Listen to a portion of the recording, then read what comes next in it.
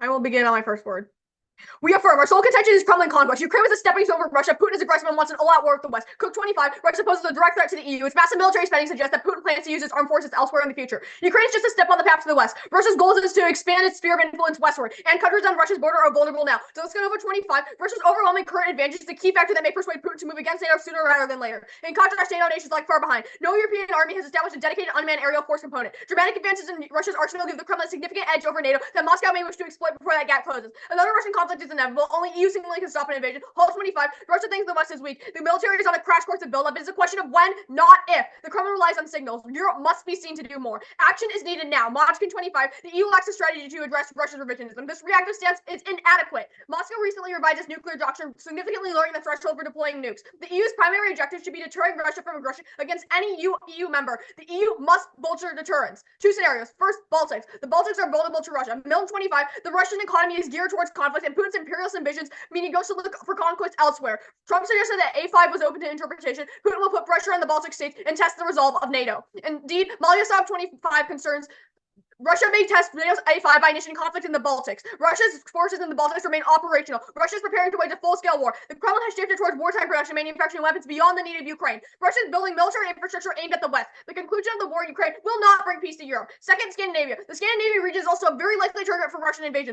Phillips 25. Russia poses the greatest threat to Sweden. Sweden joining the NATO military alliance has led to increased Russian intelligence activity. The security situation in Sweden was serious, with the risk of the Syrian situation deteriorating further. There could be war in Sweden due to Russian aggression. Russia is becoming increasingly offensive and risk-prone. Sweden isn't the only northern country to be challenged by Russia. Cold 24. Finland is concerned that Russia would attack NATO's eastern flank. Russia has rehearsed an attack on Finland and the Baltics. Europe must be ready for war. Russia may attack Sweden and Finland. Putin's invasion of Ukraine has shown that Russia is prepared to take significant risks. Thankfully, AF solves. Van Hoof 25. The UK has sufficient weapons to cause damage to Moscow and credible deterrence. The Northwood Declaration is insufficient. Landler 25. The Northwood Declaration is only the first step to European nuclear deterrence. The legality of the argument of the agreement could be challenged in Europe. Analyst 25, the Northwood Declaration could easily be misinterpreted or disbelieved by Moscow. The Northwood Declaration is just a reaction plan. The UK joining the EU makes deterrence proactive and binding, providing signaling necessary to deter Russia. Russia would face two nuclear powers in the EU, not NATO, whose A5 is already being challenged by Russia. UK-EU defense co-op is formally limited by non-membership. Conditions would force UK to surrender their IP. It's a non-starter. Scaziari 25, EU-UK co-op is very limited. The reason why is that the EU allows for limited participation from non-EU countries. The UK thinks these conditions make involvement impossible. A third country would have to give up the right to their IP it contributed and waive the ability to impose controls on any products. Meaningful impact by the UK is very challenging. Coordination is Europe's only hope at deterrence. Berlikov 25, Europe, including the UK, is hampered by the lack of unified command. Europe must find ways to enhance military coordination. Failure means efforts will be insufficient to deter Russia. The app enables coordination. Curve 25 between the UK and the EU more unites the two than divides them. Russia's revisionist ambitions will test priorities. Putin seeks to exploit divisions. Brussels and London need to develop joint strategies in pursuit of common goals. Formal structures that enable regular bilateral exchanges are lacking. The UK strengthens the EU. Dixon 25, the EU and UK need to work more closely on defense. They will have a better chance of standing up to Russia if they join forces. Britain's strong army, nukes, and intel are important assets. Britain and the EU will be stronger together. Absent AF, Russia's expansion goes nuclear. Shalom 22, the Kremlin demands surrender from Georgia, Moldova, and the Baltics. Moscow or Washington will miscalculate a nuclear war. Putin's success encourages other nuclear bullies. Iran, China, and NOCO provoke victims to acquire self-protection. SOCO, Japan, and Iran and others would become nuclear states. Risk of accidental or escalatory war increases exponentially. Extinction. Star 15. Nuclear war would create an environment too dark to grow food. Humans would vanish forever. Thus, affirm.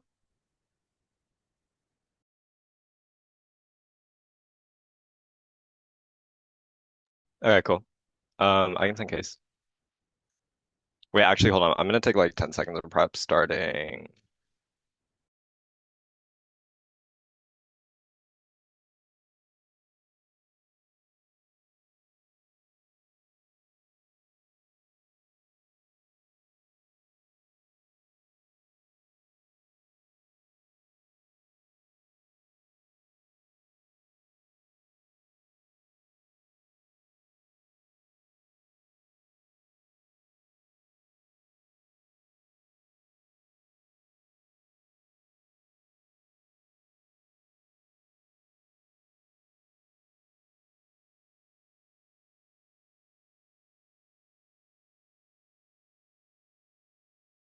Cool. It's 40 seconds. I'll just be case and then egg case and then respond to the F.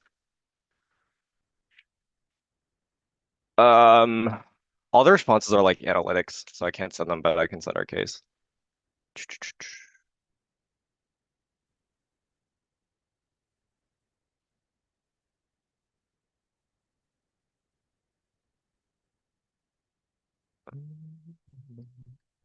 Hold on, lost the speech drop.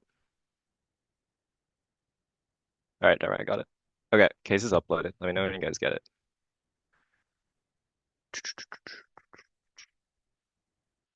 We got it. All right, cool. You guys ready?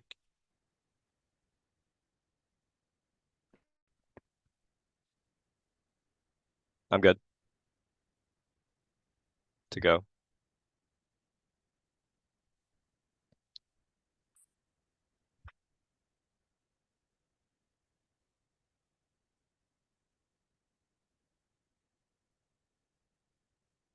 Okay, I'm just gonna guess I'm good to go. Okay. We negate. See when Britain for the working class. Supplement is manufacturing. Manufacturing is growing. Miller 23. Manufacturing employment is growing at 75%. The UK's overall share of manufacturing exports to the EU increased by 2022 to 52% from 50% in 2019. Oxford Economics in 2025.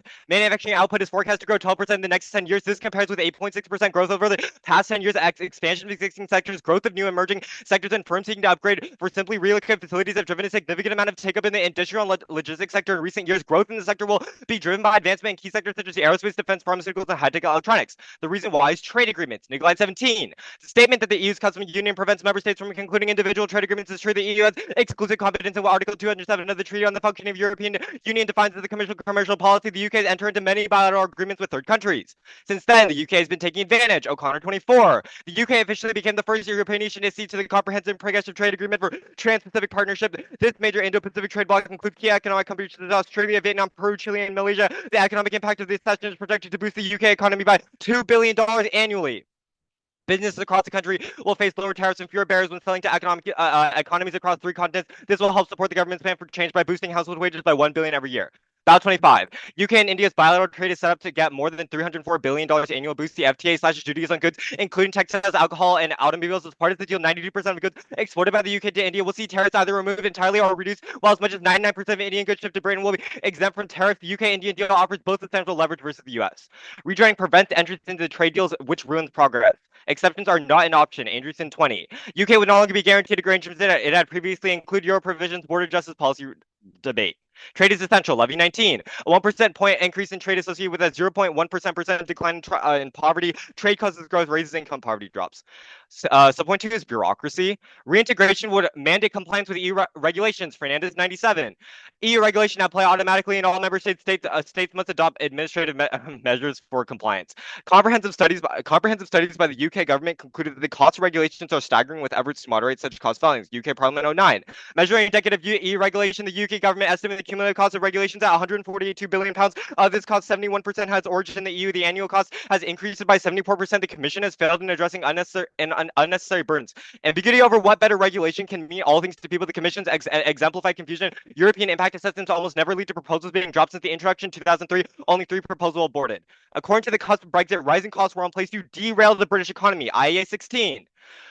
Continued EU membership may cost 13% of GDP each year. The volume of regulation costs 6% GDP at the concerted end, equivalent of £4,000 per household. Also, the rate of GDP growth by 0.5% per annual. Impact of poverty. Muller Brett 23 finds current poverty associated with a 42% excess risk of death. Cumulative poverty was 71% excess risk. Poverty was the 4th leading cause of death. Lowerville University 24. 300 people dying in poverty every single day in the UK. People died in poverty across the UK. 111,000. Okay, go to the AF case. I'm guessing we get new responses or rebuttal too. On that case, 5 responses. First, their argument is not unique. Russia literally doesn't want to attack. They are currently losing a war in Ukraine, which is a tiny country. That doesn't mean that they're actually wanting to attack any of these other states, or they actually have the capacity to do so. Literally, the army is so cooked. But secondly, turn it. This could turn it. The UK reaffirming a signal with the EU might mean the EU actually that Russia actually wants to end up invading instead because it feels threatened. But then three, literally recognize that they don't solve. The EU is a political union, not a military one. So even if the UK reaffirms its commitment, it's not going to do anything because Russia doesn't see the EU as a threat. But then four, they have conceded that the Northwood deal is political and didn't work. Why does that mean that a new deal with the EU would be literally any different that you still don't solve? But then five, literally the West has reaffirmed its commitments before, such as like sanctions or like sanctions or like they've done like or NATO existed, but Russia still invaded Crimea in 2014. It isn't going to solve. Vote for the neg. We're gonna take. You guys want to do cross or you guys want to do what? We're gonna do running prep starting now.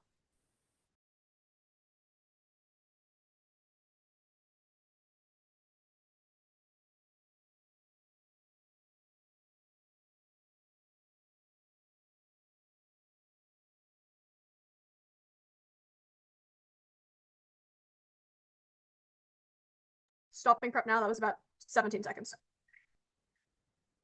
Okay, since I went first, can I have the first question?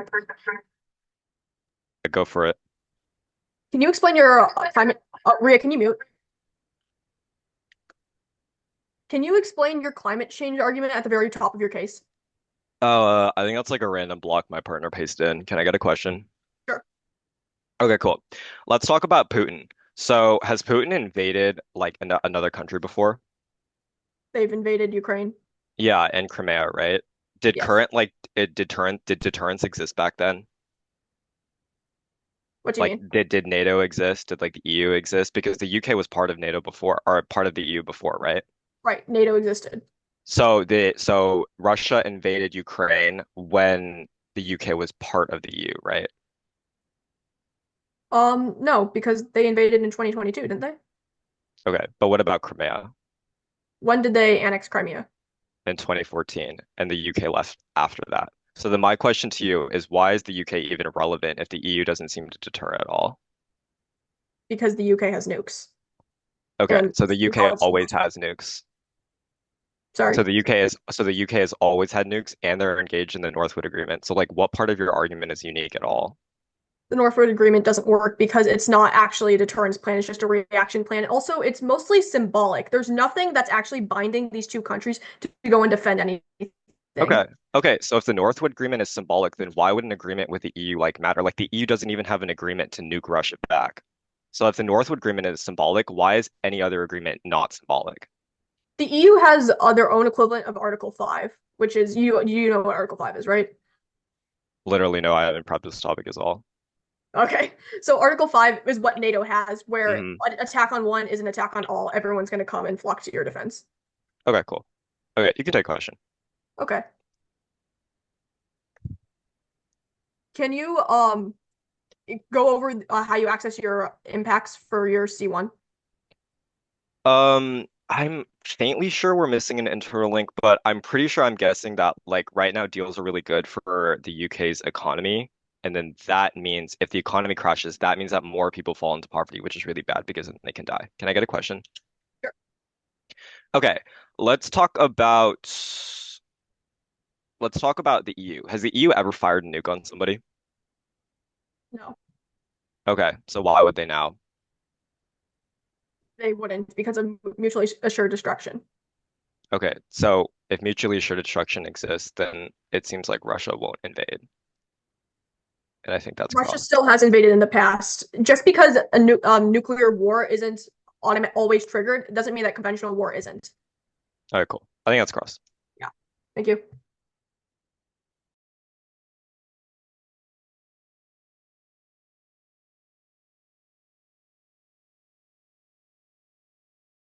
Taking more prep. Yeah, we're taking prep starting now. Okay, cool.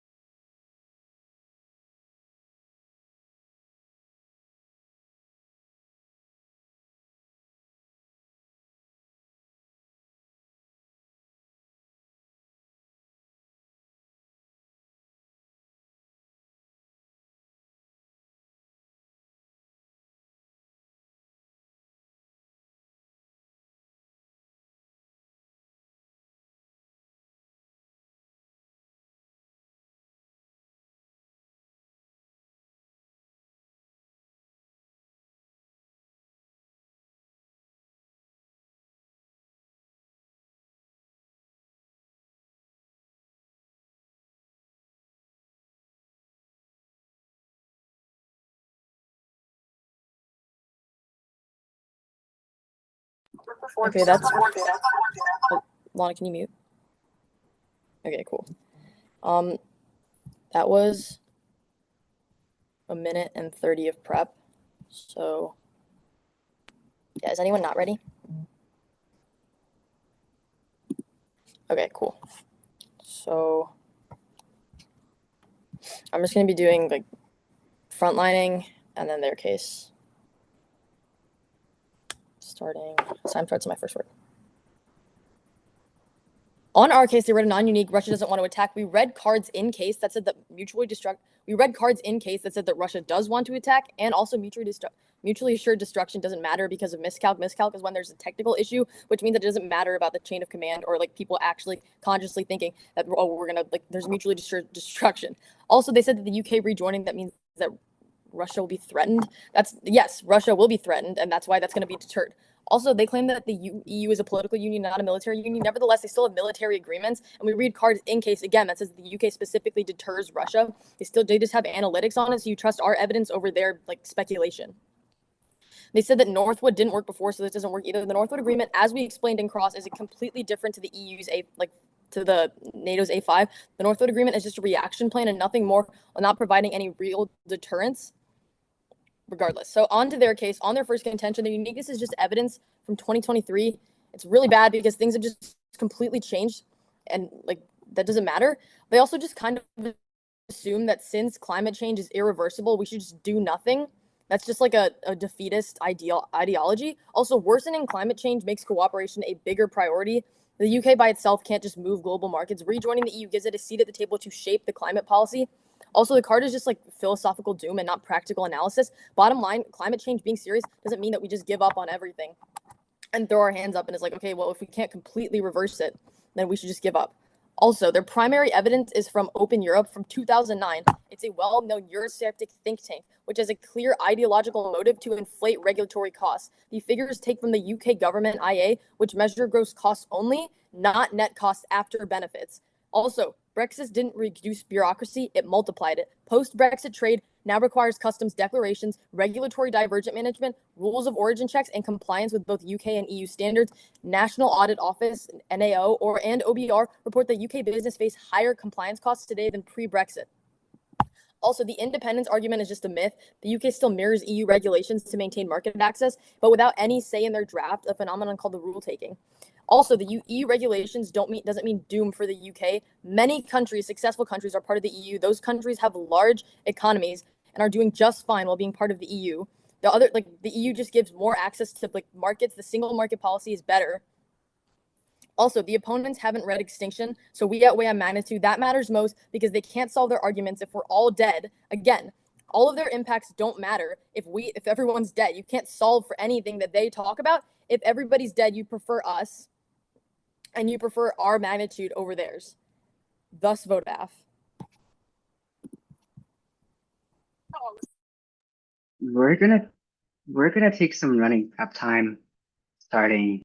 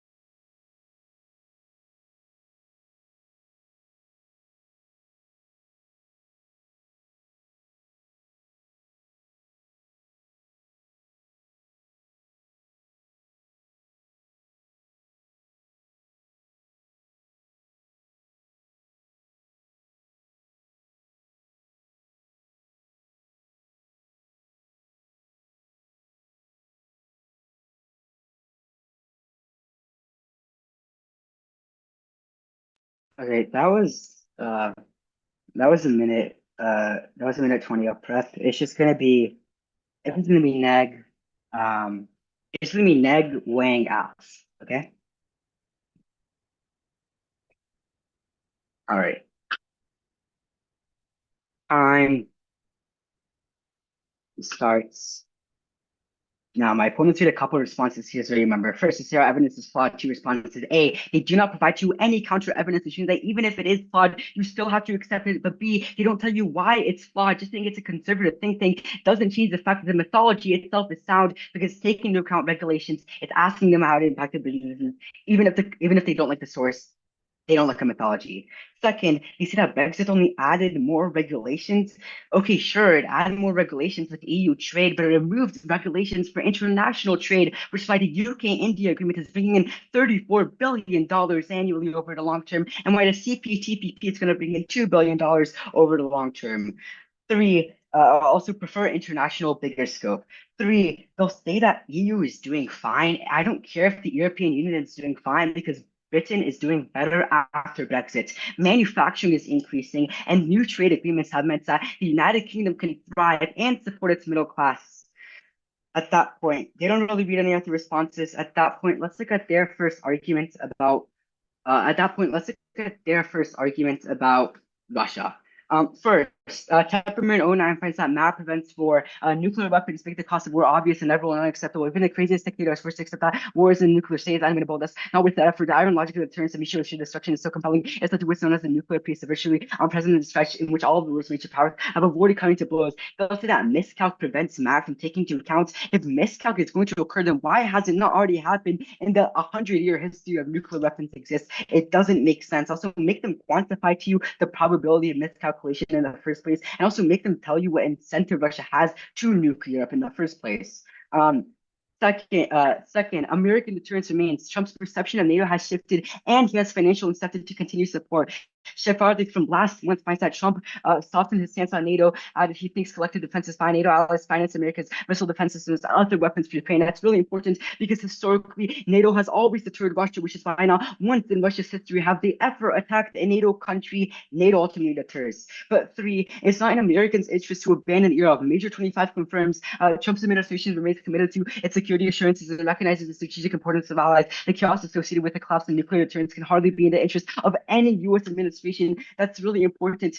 Trump and the United States have incentive to continue to support Russia, and my opponents don't read any of to support the European Union. That's really important. Russia is not going to attack if it sees the United States as a credible threat. It clearly is. Um, Fourth, extend the response to be constructive. Russia is too strained and is focused on combating U.S. support of Ukraine. Hayward 25. Russia will face some material, manpower, and economic issues in 12 to 18 months. Russia's defense and industrial base cannot sustain Russia's current armored vehicle artillery system and ammunition burn rates. Russia is suffering from increased and unsustainable war spending. Putin thus is prioritizing breaking Western and particularly U.S. supports. That's really important. If Russia doesn't have the capabilities to invade another country, it won't do so in the first place. At that point, let's look at their first subprime Baltics. Specifically on Baltics, Russia has been claiming to invade the Baltics since 2020. They've been launching these covert attacks my opponents talk about since 2020, and nothing has happened because Russia only postures and knows that they cannot defeat the United States. But on Scandinavia specifically, how is Russia going to attack Sweden? Sweden is not connected to Russia's borders. So in order to get to Sweden, they would somehow have to go over all these other countries, which would shoot down any airstrikes or any troops that were coming its way. The Scandinavian impact scenario just does not make sense. But also lastly turn their contention. Russia will only further continue attacking if the United Kingdom rejoins the European Union because it will see the UK rejoining the European Union as aggravation of Russia. Russia will respond by attacking that links into their impact scenario that serves as a turn. Vote neg. I am going to send the speech doc because I realized I didn't do that. Not all the cards are red. But let me send it.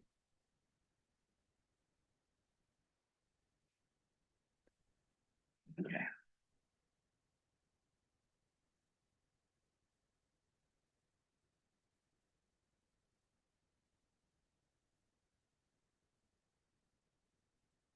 Uh, Give me one sec.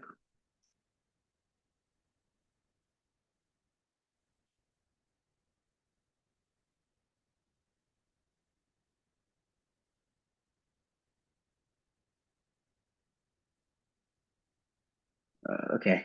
Um, sorry. Let me just upload, download PDF. Is it okay if I upload it as a PDF? I hope it is. Okay. It should be uploaded now. All right. Are you ready for cross? Yeah. Off time. Can I have the first question? Yeah. I'll start time now. Okay, so post Brexit, like UK traders spend a lot of money annually on like paperwork that didn't exist before. So how is that less bureaucratic? Yes. Our point is that even if they have more regulation with the European Union, it's offset by other trade agreements that they can make other countries, like to the United States, to the CPTPP. Look to UK, India. UK, India specifically is going to bring in $34 billion annually over the long term. That offsets any of the harm. Can I take a question? Sure. When has Russia been claiming that they're going to attack the Baltics? When has Russia been claiming that they're going to attack the Baltics? Yeah. I mean, we have cards from 2025 saying that the Baltics are vulnerable right now, and that Putin wants to test the resolve of NATO and attack and put pressure on the Baltics in case. Okay, our evidence postdates, but that doesn't matter. I'm asking you, since when has Russia been claiming that they're going to attack the Baltics? Since when? I don't have a specific date off the top. Yeah, I can tell you, since 2022, in which the same topic was being debated just 5 years ago. Why have they not done so since? I mean, people also said the same thing about Ukraine. Russia was like denied allegations to they were going to invade Ukraine, but they were also saying before that they were considering it. The difference is that Russia was actively preparing to attack Ukraine. In this case, they're not, because they're too weak to do so.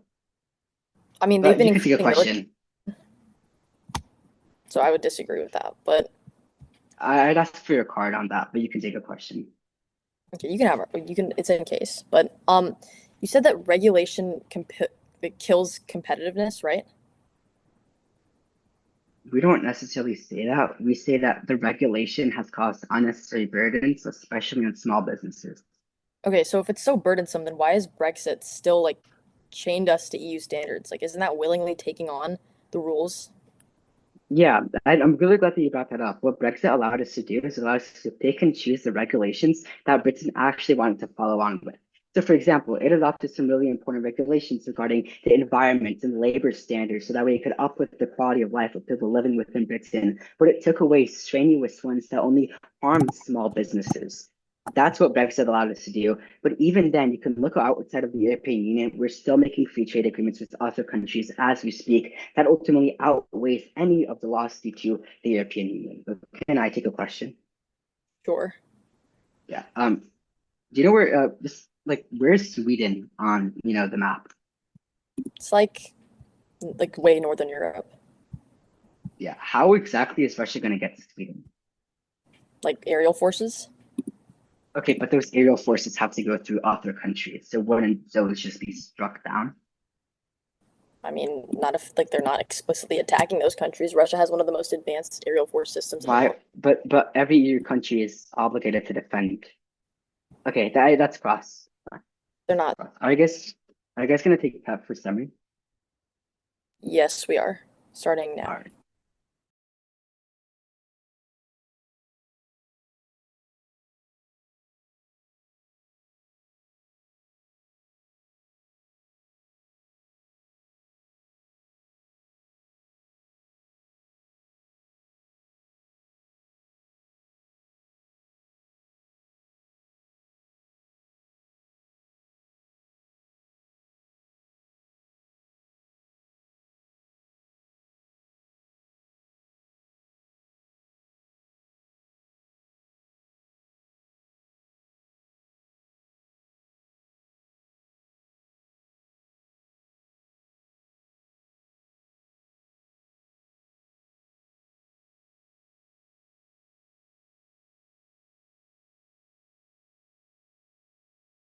That All was right. 45 seconds. Okay, is anyone not ready for me? Oh, Bria, could you mute? Yeah. All right. Is everyone good for summary? Great. Okay. For a brief off-time roadmap, it will be our case weighing their case. Time starts on my first word. You're voting aft because Russia poses a growing threat to Europe, with experts warning that the Baltics and Scandinavia could be its next targets. The UK's addition to the EU would significantly strengthen European deterrence amid declining US commitment to NATO, protecting vulnerable countries and preventing Russian aggression. Frontline, they said that MAD is still compelling despite miscalc, and that miscalc hasn't happened yet. Just because it hasn't happened yet doesn't mean it won't happen now. At this point in history, so many countries possess a nuclear arsenal, so the chances of miscalc are high. However, MAD still isn't enough to deter Russia right now. What we're saying is that the UK has a lot to offer, including nukes, but also a large army and intel. This will deter Russia from invading, and as we explained, stop proliferation and extinction. They argue that it's not in American interest to abandon Europe, but however, we literally read cards in case saying that Trump may pull out. They also said that Russia is busy with Ukraine. Again, we read evidence in case saying that Russia is gearing up to invade the Baltics and Scandinavia. They claim that Russia hasn't claimed to invade since 2020. Russia didn't claim that they weren't going to invade Ukraine, but then they still invading Ukraine anyway in 2022.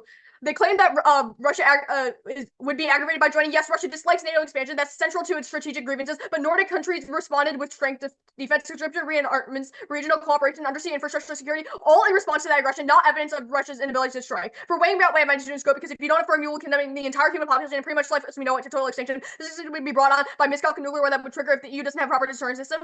Our opponents have no numbers anywhere near this. Judges, please weigh our extinction impact above all others in the round because it's too severe to brush off. None of my opponents' impacts will materialize because everyone will be dead if you negate. We outweigh improbability as well because we have told you time and time again throughout this round that Russia will be invading both the Baltics and Scandinavia. We've seen in the past Russia tore through Ukraine, but like the original ideology that they are not afraid of confrontation and are well prepared for an invasion. Now on to our opponent's case. On the first contention, Brexit hasn't simplified trade bureaucracy. It has made it more complicated. Businesses now must handle customs declarations, manage divergent regulations, perform complex rules of origin checks. They also must comply with both UK and EU standards, doubling the administrative burden. Reports from the National Audit Office and Office of Budget Responsibility confirm that UK businesses face higher compliance costs than before Brexit. Number two, the UK continues to follow many EU regulations to keep access to the single market, but lacks any influence over how those rules are made. This rule-taking forces the UK to accept policies without representation or input, undermines UK sovereignty, and number three, EU regulations don't spell disaster for the UK. Many prosperous countries thrive within the EU framework. These nations benefit from access to single market coordination, economic policies, and robust trades. They said that they don't care if the EU is doing fine because the UK is doing fine after Brexit. However, there are many other causes that could contribute to the UK doing well after Brexit. Brexit is not solely to blame for this. They also did not respond to our extinction weighing rebuttal, so it's conceded. Thus, vote pro. Okay, cool. I'll take prep starting now.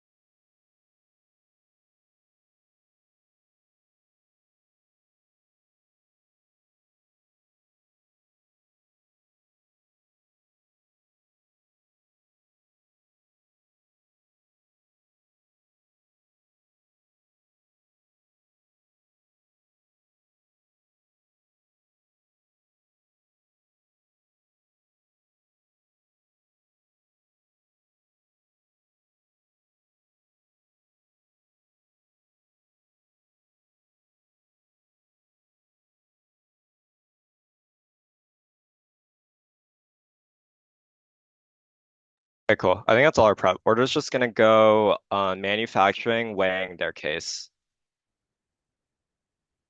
Cool. That good with everybody? Everyone's ready? Okay.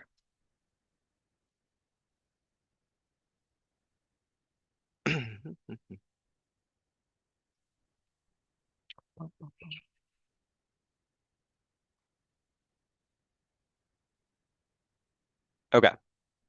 Time will start with my first word.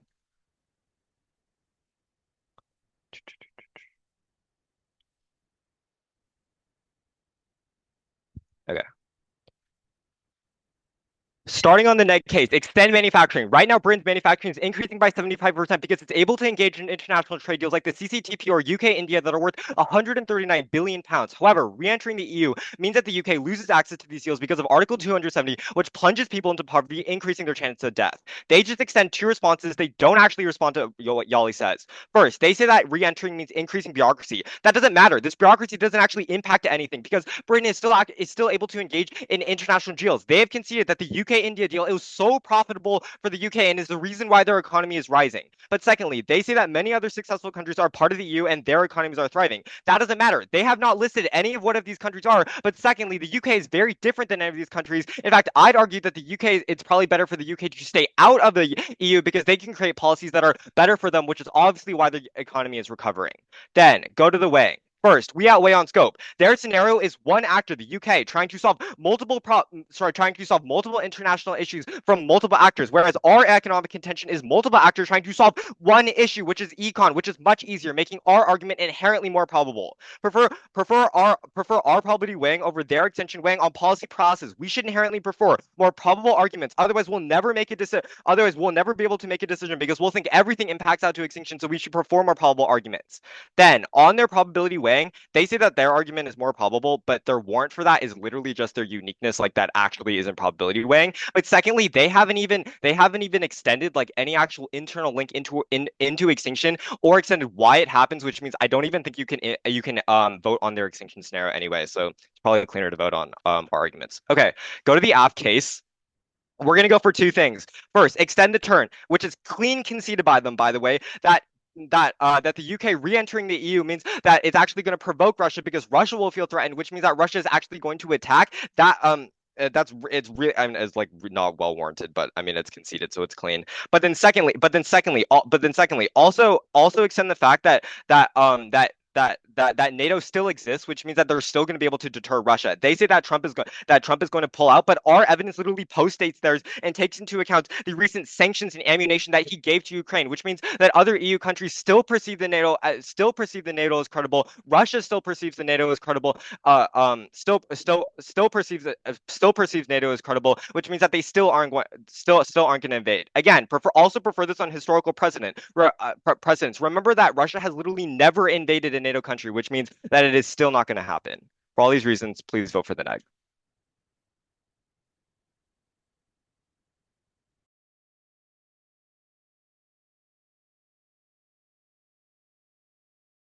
You guys ready for grand? Yeah, we're Okay, cool. Do you guys want to like do it or do you want to skip?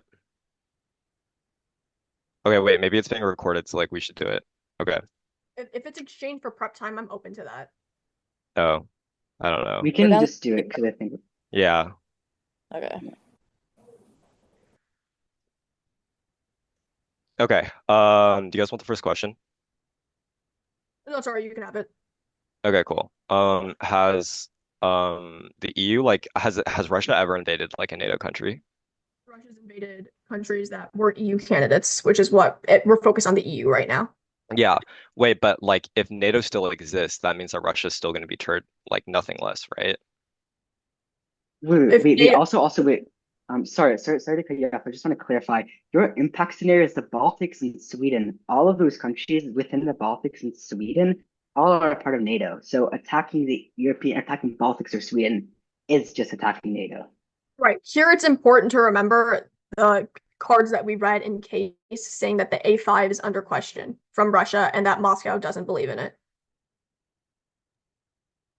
Okay, we said that our evidence postdates, but this isn't rebuttal. So you can take a question. Okay. Can you sorry.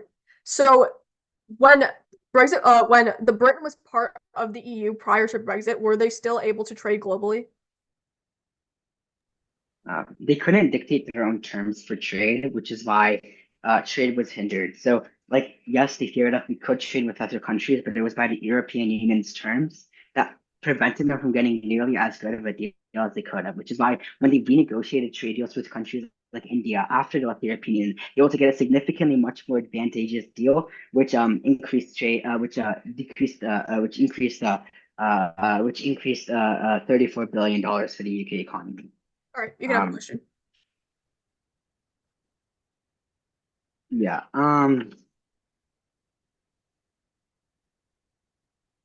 You can take another question. Unless Rohan has something. I have nothing to say. I don't really have much to say either. Bria, do you have anything to say? Nope. I don't think she does. Okay, Yeah. cool. You guys just want to like end it here then? Yep. Thank you. Okay. All right. Are y'all taking breath? Yeah, we're taking the rest of our prep. Sorting. How much is that? Wait, I We have thought about you a guys don't have prep anymore though. We took a minute before rebuttal and then a minute before. Yeah, wait, I got 17 seconds. Oh, okay. So wait, do you guys probably have like 30 seconds left? I mean, Okay, sure. okay. I mean,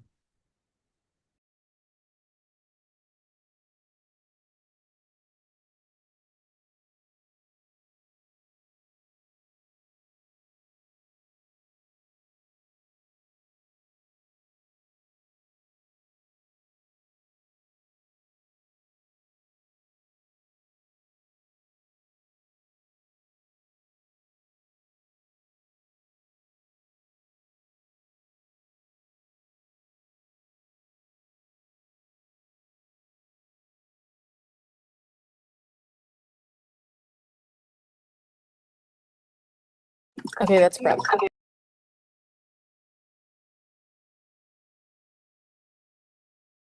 cool. I'm ready whenever. What? Sorry. Okay. Is anyone not ready? Cool. Okay. I'm just going to be doing our case weighing their case. Time starts on my first word. You're voting for us because Russia is a rising threat in Europe, especially to the Baltics and Scandinavia. A UK addition to the EU boosts EU deterrence as US support fades, helping prevent Russian aggression. Without it, we risk nuclear proliferation and a greater chance of nuclear war. They just said that the UK re-entering means that Russian is going to be like provoked. They said that we conceded this. We didn't. We responded to it in summary, but we'll do it again. We said that Russia views the UK as weaker without the EU and vice versa. So we'll just view them as stronger together again. That's going to deter them. It's not going to provoke them. Also, they said that NATO is a deterrent, but we also said that Russia attacks when they're going to be. Sorry, Russia is hesitant to attack when they're together and they're stronger. NATO is not a deterrent because Article 5 is in question. Also, for weighing, you prefer our extinction impact over their economic impact for two reasons. One, our impact is more probable because we have past precedent with Ukraine and they haven't given any. And two, for magnitude, lives trump economy always. The economy can bounce back whenever, lives cannot. They're not weighing on extinction, so you automatically prefer us. On their scope weighing, they just logically, we just logically outweigh on this. If you really look at their contentions practically, only Europe is really affected by anything. For our contention, on the other hand, it affects the entire world and quite harshly. Would you rather have money troubles or would you rather avoid becoming extinct? On their case, Brexit is just actually complicated trade. Now that the UK isn't part of the EU, it just means that it takes much longer with customs declarations and all that. So this dramatically increases the amount of time it takes for deals to go through and for the actual trade to happen. So after Brexit, the UK was unable to trade as easily with the rest of Europe. Any claims they make on the UK recovering is overblown. As we explained in summary, there are many other contributors that contributed to the UK's recovery, and it's not all owed to Brexit. Again, the EU regulations don't ruin a country. There are many other countries that have done really well with the EU regulations. The only response they made to this is that they don't care how EU countries are doing because the UK is doing really well. We explained how there were many contributors for that, not just Brexit. That's why you're voting pro. We don't got any prep time, so it's just gonna be Nag, Wang, Af. Is everyone ready? Okay. All right. Starts now. Because manufacturing right now, Britain's manufacturing is increasing by 75% because it's able to engage in international trade deals like the CPTPP or the UK-India deal that is collectively all worth 139 billion pounds. However, re-entering the EU means that the UK loses access to the deals because of Article 207, which plunges people into poverty, increasing the chances of death, and ultimately impacts the middle class the most. My opponents extend two responses, but they're only extending stuff through ink, so you don't consider them. First, yesterday it only added more regulation. That doesn't matter because the decrease in regulations from international trade ultimately outweighed that. Look at the UK-India deal; it's bringing in $34 billion annually over the long term for the British economy that's outweighing any negatives. This has been conceded and it has been extended in every single speech. Second, they'll talk about how European Union country. Second, we tell you that Britain is doing well ever since the left Brexit. They say that there's other reasons for that. That's not enough. What are the other reasons that my opponents are talking about? They do not warrant anything out in their previous speech, which is why you cannot buy their arguments. At that point, let's go to the Wang. You're voting for us off of scope of link. We're trying to solve for one actor's problem through that same actor's solutions. That's really important. My opponents are trying to have one actor solve the problems of 10 different countries. That's obviously significantly less probable. This acts as a probability bank, and probability uploads everything else in today's debate because it does not matter if my opponents can be killed in the first place. It's ultimately forcing you to vote for negation. Clean impact has always been extended. We're winning the Wang. At that point, let's look at the out of contention. The easiest place to vote for is on our arguments about how the United States is supporting Europe. My opponents will say that A5 is in question because of Trump hesitancy, but our evidence from last month, Trump is now locked in with NATO. Break the clash here on the clear war and the fact that we post-date them by over a month. That's really important. This acts as terminal defense. If Russia is deterred by NATO, because it historically always has been, and Trump is reaffirming U.S. commitments to NATO through sending Ukraine shipments and and sanctioning Russia, makes it really obvious. Trump supports Europe. The United Kingdom doesn't need to do anything. If Trump does it already, terminal defense, a Russian war won't happen if Russia views the U.S. and NATO as credible. Vote neg, really easy. Good round.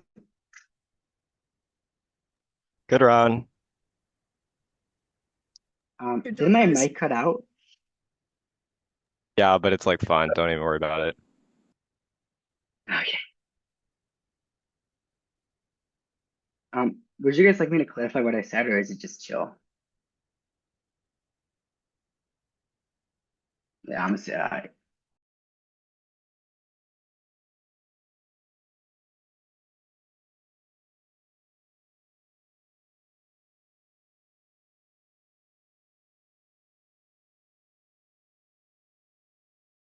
Wait, yeah, can you just clarify just what you said on the meta wing? Because I think you like cut out there.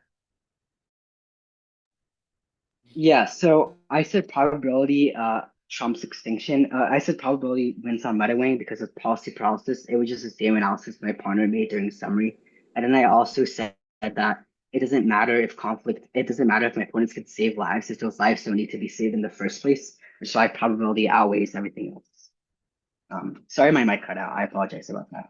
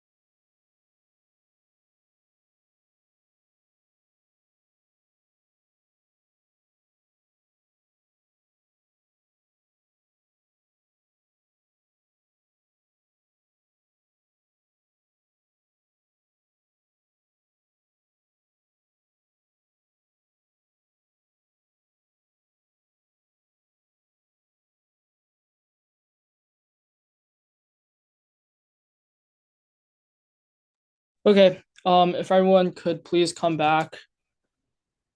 Um, Congratulations everyone for making finals of the Nova Camp tournament. If you were a Nova camp student, thank you for joining us for this session. If you're an instructor, once again, thank you.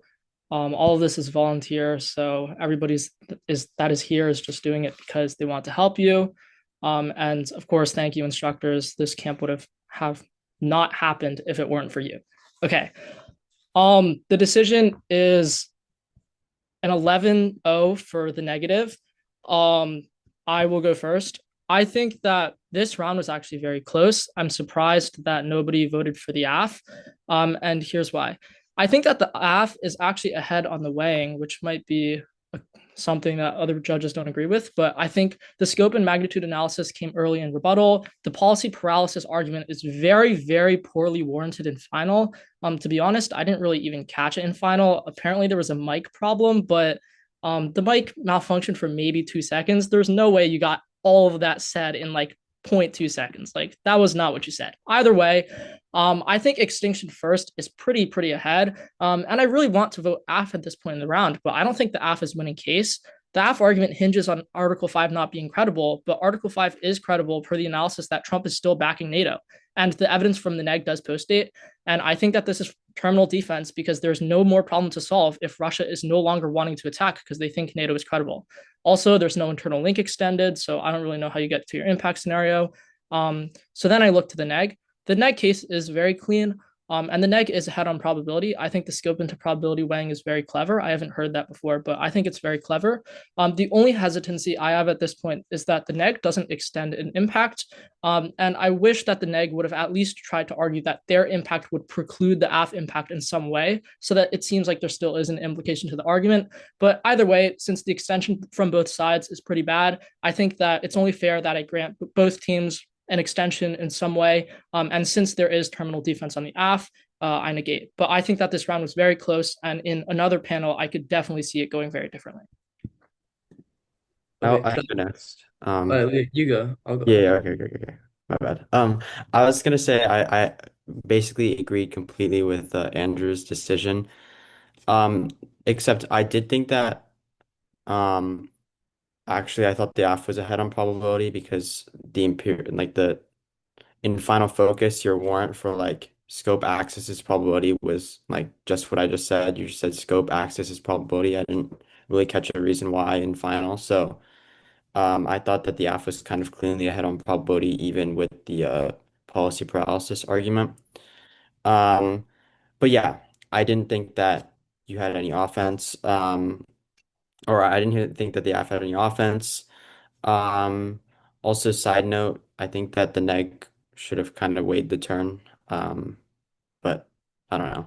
That's like my own thought. And then um, on the neg, I agree with Andrew that like both sides had bad extensions, but um, the neg summary pointed that out. So I would say that even though I grant the neg a good extension, like a fine extension, I wouldn't grant it for the AF because it was called out, but the neg extension wasn't called out. But yeah, that's my decision. Okay. My decision was basically the exact same as Andrew's, right? Like if the probability meta weighing was there in Final Focus, then I would have just looked straight to the neg case, but I don't think it's there. The mic stuff not like convincing me. If I don't hear it, man, I'm not gonna vote for that. So anyways, I look over to the AF case, but I just think the neg is so far ahead on the Trump post-date stuff. Like they've just sanctioned Russia. They have given ammunition to Ukraine. This is like fantastic warranting that I don't get a backline to. So it's basically terminal defense on the AF. And then the neg is winning their case because they say global free trade outweighs EU free trade, and I buy that. They say UK has a different economic trade network than the EU countries, so they won't prosper inside of EU frameworks. I also buy that. So I think both responses are properly frontline. So I grant full access to the neg, and I vote neg. My decision was very similar as well. I think the F1 weighing, and when you look to the F case, I think that like the post-state stuff, you gave me a place to break the clash. If I didn't have the post-state stuff, I wouldn't think that it's really terminal, probably, since there's still some warranting work. on either side, but I think that like the Trump post dates and like A5 still solves is terminal. Then I look to the neg case. I disagree with Andrew that the neg is the head-on probability, but that doesn't really matter since I think that the neg is right in identifying in final that the extensions for defense on the neg's case from the AF was pretty much through ink and that wasn't really warranted. So I think I give a very high risk of offense on the neg and feel comfortable just voting there. Yeah, Or, who's that? You want to go? I'll go. I'll go. Yeah. I think my RFD looks basically identical to Theo. That's all really, like, I feel like we don't need to keep repeating the same RFD, but the one thing that I agree with Theo mostly is that I do think the AF is ahead on probability. I think it's partly because of this like mic cutout thing, but I just don't think I really get a warrant extended properly in final for me to be comfortable saying neg's ahead on probability. I'll go after. So I actually kind of disagree with the rest of the judges. I grant the neg, the policy paralysis stuff, simply because hopefully like we're not lying about what happened. The warrant that was given after the speech, after the mic cutout, seemed pretty sufficient to me. Leo, bro, don't do that.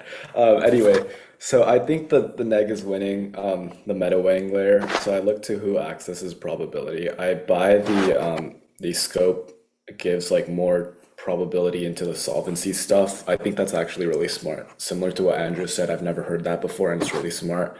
The AF mishandles the scope stuff by saying like, oh, we logically outweigh on scope because extinction affects everyone. That's not, I don't think that was the argument. So I do think scope is winning probability. The AF's push for probability was reliant on uniqueness, like case uniqueness, and I agree with the neg, who points that out. And then the AF like kind of shifts the way they view probability in the final focus, but I don't give that since it's like entirely shifted away. So I think the neg is winning the weighing layer. So I look to the neg case. And to preface, like I think both case extensions could have been better. So similar to a lot of people here, I just grant both teams like kind of the impact, or else there wouldn't be an impact in the entire round. And I don't want to presume. So I grant both teams the impact. So, and I think like there's a risk of the manufacturing advantage, or the manufacturing dissent, sorry, since like whatever was happening on the defense layer like just didn't seem very terminal to me because there was like no implication. So I vote neck. I can go. Oh. Yeah. Okay. So I don't think there's really any use repeating like what's been said, but there's like a couple things I wanted to have seen. One is weighing the turn. I think it's kind of almost a conceded turn because there's not really good defense on it, right? That Russia attacks because it's threatened by the UK and EU together.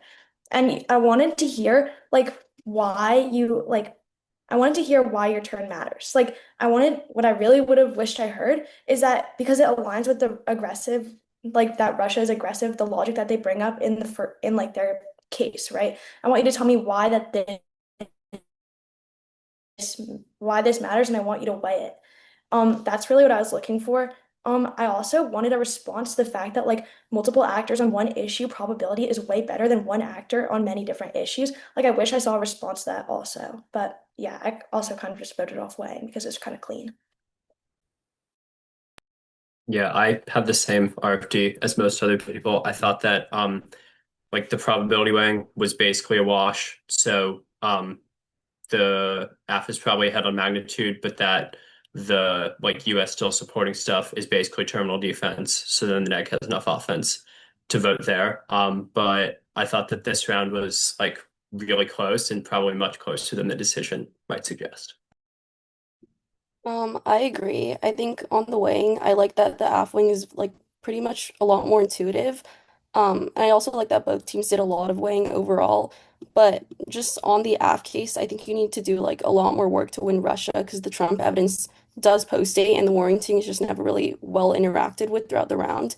Um, but I think overall the AF just has to do like way more, like way better at fully developing their front lining. But overall, yeah, pretty good job. can go next. Like the neg is just really far ahead on the fact that like Trump's still probably gonna help. And like the weighing was fine. I think that's the main reason why I voted. Okay, does any other judge have to go besides me? Okay, cool. Yeah, my RFD is the same. I don't grant both impacts to either side. Since AF weighing is extinction based, I looked to the only other weighing that both sides had, and that happened to be probability. So like the meta weighing mic stuff didn't really matter to me at the end anyway. Um, okay, yeah. Also, I think the fact that the RFDs were this different and varied this much, despite the decision being 11-0, I think it was, should probably be indicative of how close this round was. So I really hope that like the teams in the round don't take like the 11-0 decision as an indication of anything. And yeah, with that, as Andrew said, we're all here because we want to be and because we're all volunteering and we love debate. So to all of these spectators, coaches, or I guess instructors, judges, and students especially, thank you all for being here. This is officially the end of Nova, so you all are free to go unless you have any questions for judges. And also the Slack is going to be deleted. So please get instructor contacts if you would like.